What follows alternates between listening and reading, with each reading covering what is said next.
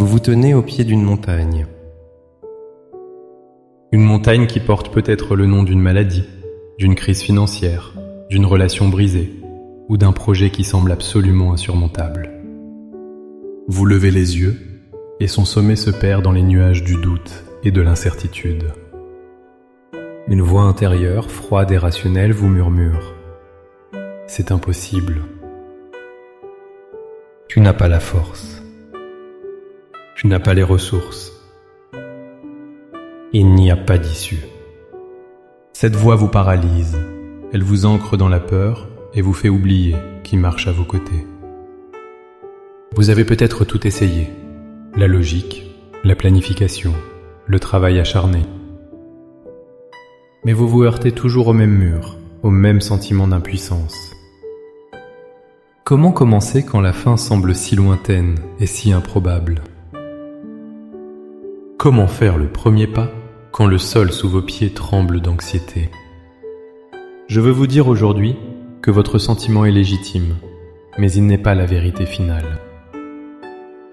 Car il existe une vérité plus grande, une puissance qui transcende nos limites humaines. La réponse ne se trouve pas dans un effort plus grand, mais dans un abandon plus profond. Il existe une prière, non pas pour effacer la montagne, mais pour recevoir la force de la gravir et la foi de la voir se déplacer. Dans les instants qui suivent, nous n'allons pas simplement demander de l'aide. Nous allons nous ancrer dans la toute-puissance de celui pour qui rien, absolument rien, n'est trop difficile. Ce voyage commence maintenant. Avant que nos lèvres ne formulent une prière, notre cœur doit saisir une vérité fondamentale. La nature de notre Dieu n'est pas limitée par notre réalité. Nos impossibilités sont le terrain de jeu de sa puissance. Quand nous arrivons au bout de nos propres forces, c'est là que sa force commence à se manifester de la manière la plus éclatante. La Bible nous le rappelle constamment. Face au doute d'Abraham et de Sarah devant la promesse d'un enfant dans leur vieillesse, Dieu pose cette question rhétorique qui résonne à travers les âges. Y a-t-il rien qui soit étonnant de la part de l'Éternel ? Genèse 18, 14. Des siècles plus tard, le prophète Jérémie, face à la destruction de Jérusalem et à la promesse d'une restauration improbable, entend Dieu déclarer « Voici, je suis l'Éternel, le Dieu de toute chair. » Y a-t-il rien qui soit étonnant de ma part ? Jérémie 32, 27. Cette question n'attend pas de réponse, car elle est elle-même la réponse.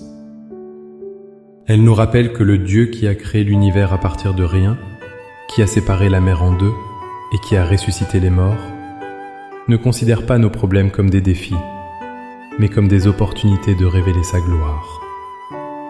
Pensez à David face à Goliath. Selon toute logique humaine, le combat était perdu d'avance. Mais David n'a pas mesuré le géant à sa propre taille, il l'a mesuré à la taille de son Dieu. Son assurance ne venait pas de sa fronde ou de ses pierres, mais de sa connaissance intime du Dieu vivant qui avait déjà combattu pour lui. Ainsi, notre prière aujourd'hui ne sera pas une supplication timide venant d'un lieu de défaite. Ce sera une déclaration de foi audacieuse, ancrée dans le caractère immuable de notre Dieu. Nous ne prions pas pour la victoire, nous prions depuis la victoire que Christ a déjà acquise.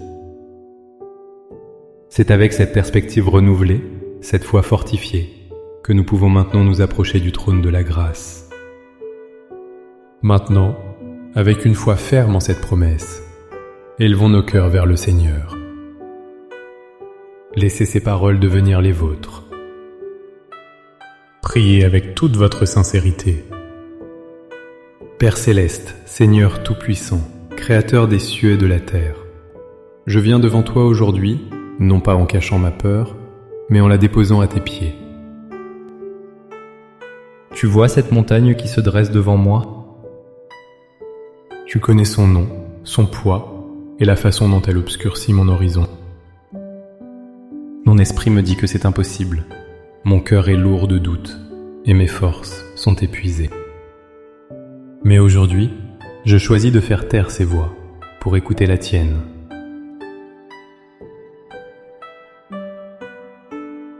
Je renonce à l'esprit de peur qui me paralyse et qui murmure l'échec. Je renonce à la voix du doute qui analyse la taille du géant au lieu de contempler ta grandeur. Je me libère de la pression de devoir trouver toutes les solutions par moi-même. Je te remets mes plans, mes stratégies, mes forces limitées et mon intelligence faillible.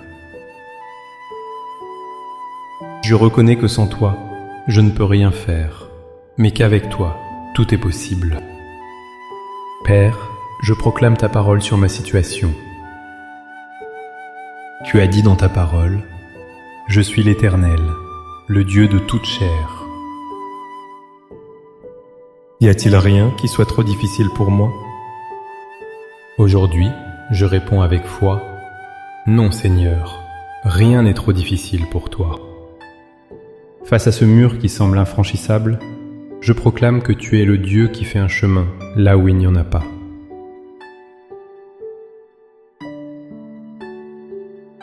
Face à cette crise financière qui m'étouffe, je proclame que tu es Jéhovah Jireh, l'Éternel qui pourvoit à tous mes besoins. Face à cette relation brisée qui semble irréparable, je proclame que tu es le Dieu de la réconciliation et de la restauration.